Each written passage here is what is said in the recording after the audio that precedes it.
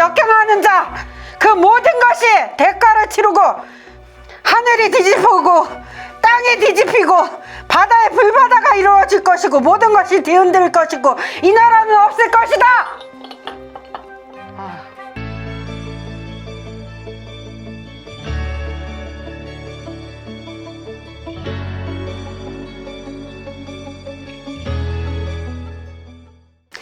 안녕하세요. 초심으로 기도하는 제자 백두신당입니다.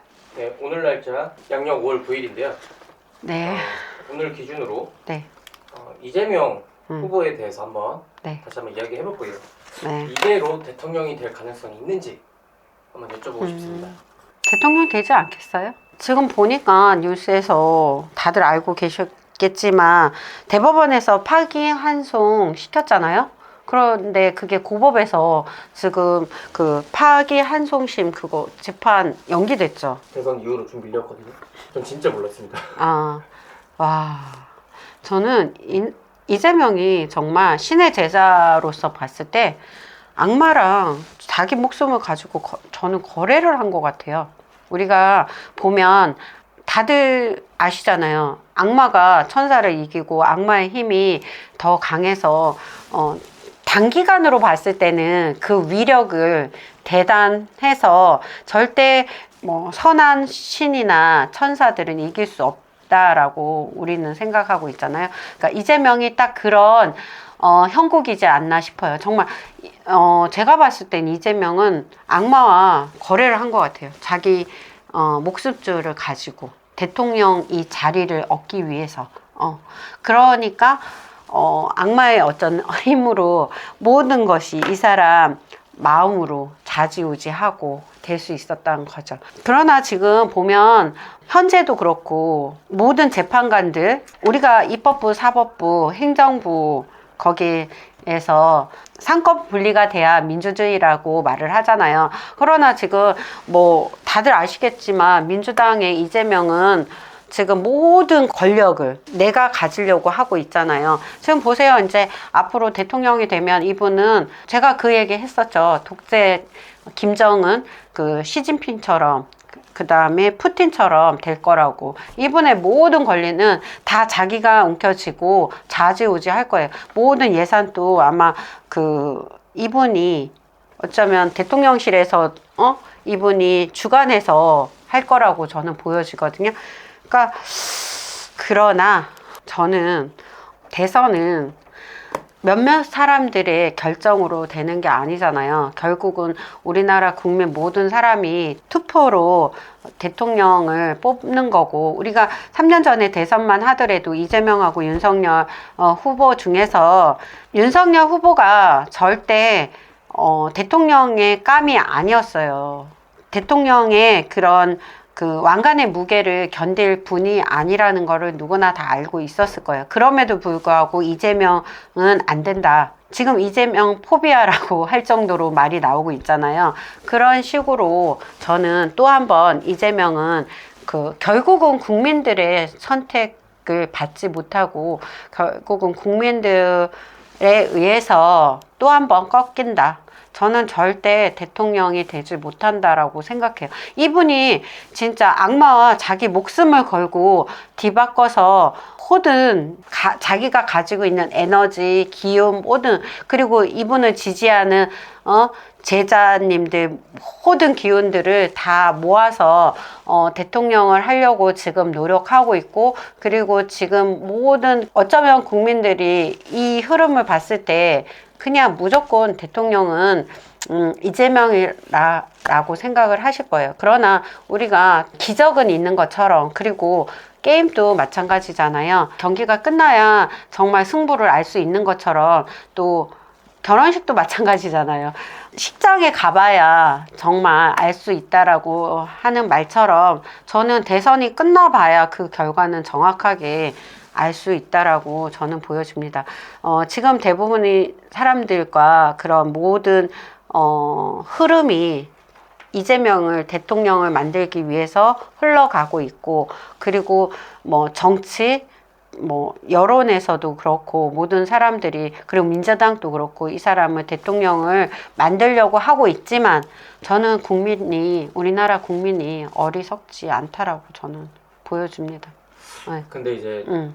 저도 사실 이제 이재명 후보가 이제 양력 5월 15일에 파기환송심 재판이 있었잖아요. 네. 근데 지금은 연기가 됐지만 네. 연기가 안 됐으면 사실 좀 국민의힘이랑 민주당이랑 해볼만 하겠다 좀 싶었거든요. 근데 어쨌든 이제 재판이 연기가 됐고 네.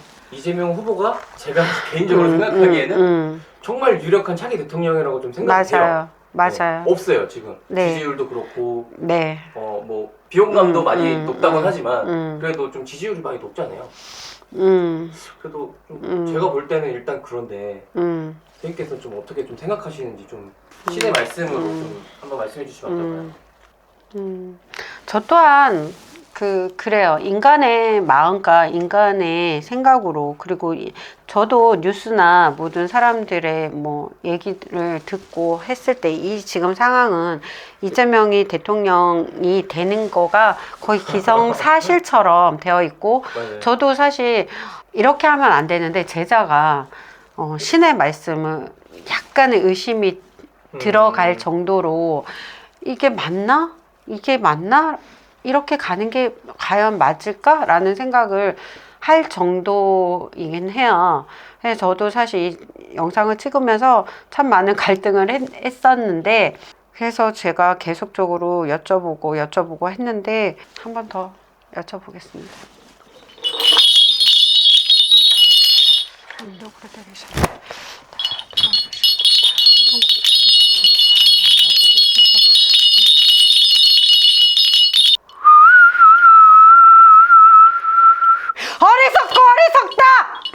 어리석은 인간들아! 무엇을 물어보냐, 무엇을! 대가를 치를 것이다! 하늘의 뜻을 역행하는 자, 그 모든 것이 대가를 치르고, 하늘이 뒤집히고, 땅이 뒤집히고, 바다에 불바다가 이루어질 것이고, 모든 것이 뒤흔들 것이고, 이 나라는 없을 것이다! 그러면 안 되게 해주셔야죠. 그러면 그렇게 안 되게 해주셔야죠. 진짜 소름 돋았어요. 그렇게 하면 안 되게 해주셔야죠. 그렇게.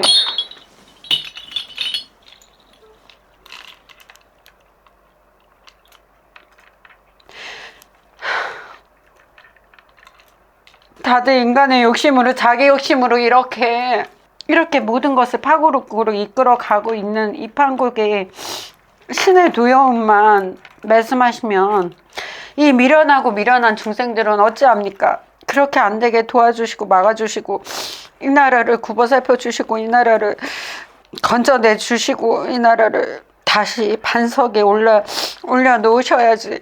이렇게 모든 것을 파괴하시고 이렇게 모든 우리나라가 어떤 나라입니까? 500년 역사를 그 이상의 역사를 가지고 있는 나라 아니겠습니까? 이런 나라를 굽어 살펴 주셔야지.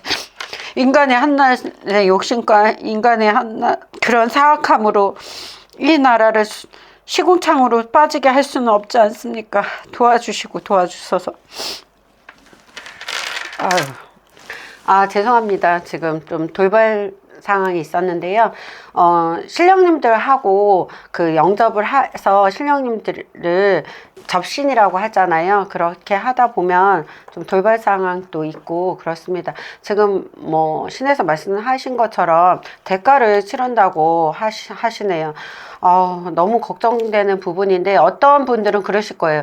이재명이 뭘 그렇게 잘못했냐. 대통령이 된다고 해서 뭐가 그렇게 변할 거냐라고 얘기를 하지만 저는 제자 입장으로서 봤을 때 신의 제자 입장으로 봤을 때 미래가 보인다는 거죠. 미래는 하나로 정해져 있지 않아요. 우리가 두 갈래의 갈림길이 있는 것처럼 인간의 그 자유의지라고 하잖아요. 그래서 자기가 선택하는 거에 따라서 인생이나 모든 것이 바뀔 수 있어요. 근데 그게 국은도 마찬가지라는 거예요. 인간이 어리석음과 욕심이 많은 우매한 백성이 어떤 선택을 하느냐에 따라서 국은은 충분히 얼마든지 변할 수 있는 거예요. 그러니까 우리가 세계적인 그 예언가들하고 예언서에서도 보면 정확하게 딱 떨어지게 예언을 하지 않는 이유는 그만큼 그때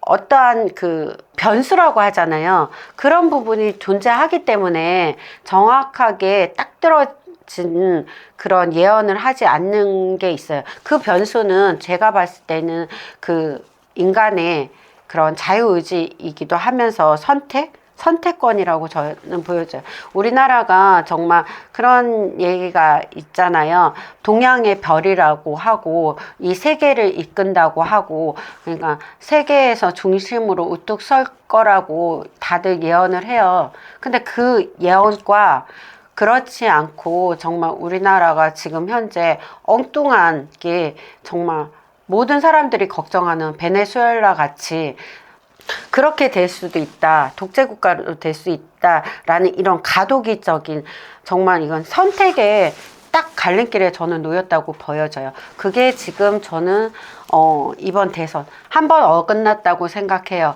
그게 저는 3년 전 대선에서 어그러진 부분이 있다라고 생각을 하는데, 이번에는 저는 정말 걱정됩니다. 제가 하나 장담을 하건대 이재명 후보가 대통령이 된다고 하면 우리나라는 베네수엘라나 북한처럼, 그리고 중국처럼 독재국가, 공산국가가 됩니다.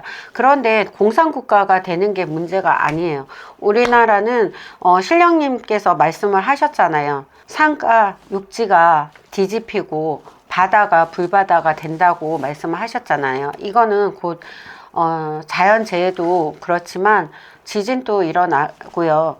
저는 이걸 전쟁으로 봅니다. 2년 안에 저는 전쟁이 일어날 거라고 보여져요. 그것도 한반도 내에서. 일단은 이런 얘기는 진짜 처음 들었던 얘기거든요. 들으면서 너무 무섭고 소름 돋는데, 그 선생님께서 말씀하신 거는 이재명 후보가 어쨌든 우리나라의 대통령이 된다면 공산국가가 된다고 말씀하셨잖아요. 네. 말씀하신 대로 북한이나 중국을 보면 공산국가가 맞잖아요. 그렇죠. 근데 왜 전쟁이 일어나요?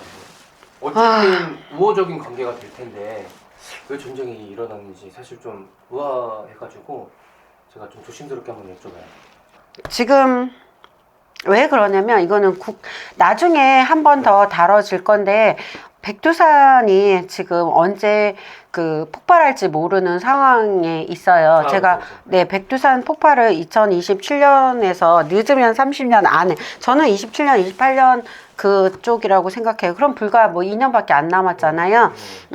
그 안에 분명히 그 일본이, 제가 계속적으로 쓰나미 뭐 이쪽 해일이 올 거라고 예상을 하고 있고, 근데 그 영향이 결국은 백두산 그 폭발에도 영향을 줄 거란 말이죠. 백두산이 폭발을 하게 되면 중국에서는 중국은 장백산이라고 하잖아요. 지금 저도 백두산 기도를 여러 번 갔는데 딱 백두산을 가보면 딱 반으로 나눠져 있거든요. 이쪽에 북한이 경계, 이쪽은 중국의 관할이에요. 그래서 중국이 이미 장백산으로 여기는 무한대로 지금 발전을 하고 있고, 그걸 관광 그 명소로 지금 발전을 시키고 있단 말이에요.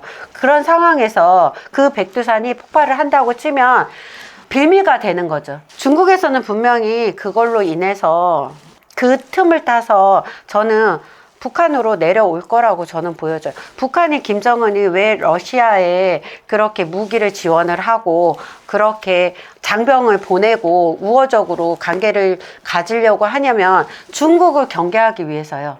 중국은 결국 지금 북한을 다 먹어버리려고. 지금 중국은요, 대만 다음에 저는 북한을 침략하려고 그 계획을 하나하나 세우고 있다고 보여져요. 그 첫 번째가, 저는 중국이 대만을 침공을 하고 나서, 그리고 나서 반도체나 이런 모든 것들을 장악하고 홍콩도 그랬잖아요. 그 처음 시발점이 중국은 홍콩에 있어요. 홍콩을 먼저 갖고, 그리고 속국으로 만들고, 그 다음에 대만이에요. 그리고 북한이에요. 북한에서 침공을 하게 되면은 우리나라는 가만히 안 있잖아요. 그랬을 때 이재명은 중국의 속국이 되겠죠. 그러나 그거를 이 사람 한 사람으로 인해서 대통령이 된다고 해서 갖다 바칠 수는 없어요. 왜? 우리나라는 미국이 있잖아요. 그렇기 때문에 미국의 우호 관계란 말이죠. 그러니까 미국에서는, 그리고 우방 국가에서는 절대 이거를 용납할 수 없어요. 우리나라는 뭐 다들 정치나 이런 쪽에 뭐 저보다 더 똑똑하시고 그 연구하시는 학자분들이 많겠지만, 저는 신의 입장에서 봤을 때는 그렇습니다. 그러니까 우리나라 한반도를 중심으로 모든 서방 국가, 우리나라로 인해서 세계전쟁이 일어난다는 말이 과히 틀리지가 않아요. 그래서 중국, 러시아 쪽에서는 북한을 장악을 하려고 하고, 미국에서는 남한을 절대 그냥 뺏기지 않는다는 거죠. 그러면 결국 힘의 싸움은 미국하고 중국에서 나서게 되는 거죠.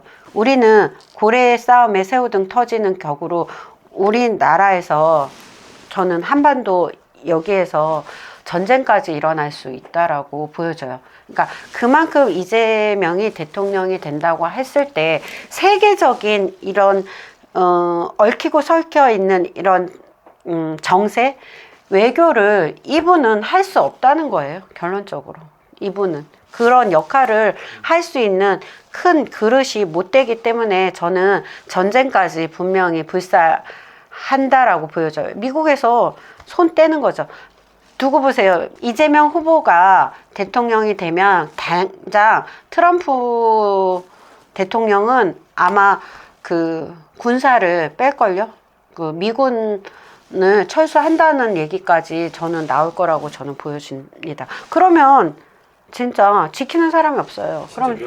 그럼 중국에서 바로 시진핑은 네. 지금 우리나라를 먹으려고 해요. 그러니까 우리나라를 어떻게 하든 호시탐탐 자기 속국으로 만들려고 하고 있어요. 병자호란처럼 우리나라를 침범해서 들어옵니다. 저는 100% 장담해서 그런 부분을 계속적으로 유튜브 영상에서 처음 얘기를 하지만, 제가 기도를 가고 제가 그 굿일을 할 때 늘 신령님이 실려서 말씀을 하시는 부분이 동일한 부분이에요. 불바다가 된다. 산과 육지와 바다가 뒤엉켜지면서 불바다가 된다고 얘기를 하세요.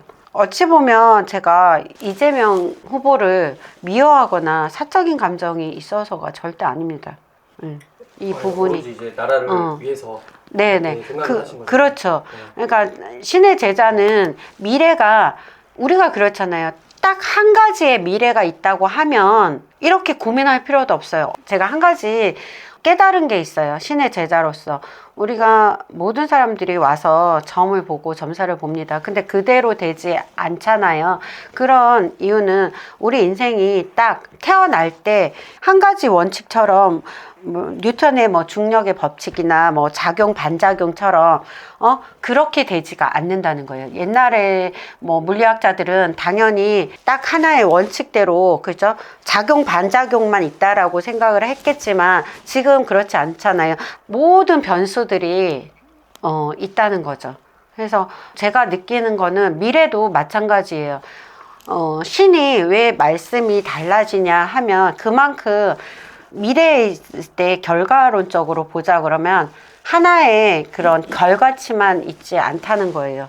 그거를 우리가 결국 어떠한 선택을, 어떤 길을 내가 선택을 하느냐에 따라서 인생이 바뀌는 것처럼 국운도 그리고 미래도 저는 바뀐다고 보여져요. 예를 들어서 그 모든 예언서가 그렇잖아요. 제3차 대전이 일어난다라고 예언을 하고 있지만 설사 그게 정말 3차 대전이 일어날지 일어나지 않을지는 우리 인간이 지금 살아가고 있는 모든 사람들이 바꿀 수 있다는 거예요. 얼마든지. 그게 또 자유의지라고 또 말을 또 하잖아요. 그런 것처럼 저는 딱 두 가지로 보여졌기 때문에 그래요. 우리나라 국운을 보자고 하면 딱 두 가지로. 그게 이번 대선에서 저는 판가름이 난다라고 저는 보여집니다. 그래서 늘 안타깝게 생각하고요. 사실 이 영상도 찍고 싶지는 않았으나 제자의 숙명이라고 받아들이고 영상을 촬영하게 됐습니다. 항상 늘 건강하시고, 건강이 최고입니다. 항상 늘 건강하게 하루하루 잘 생활하시기를 기원 드리겠습니다. 감사합니다.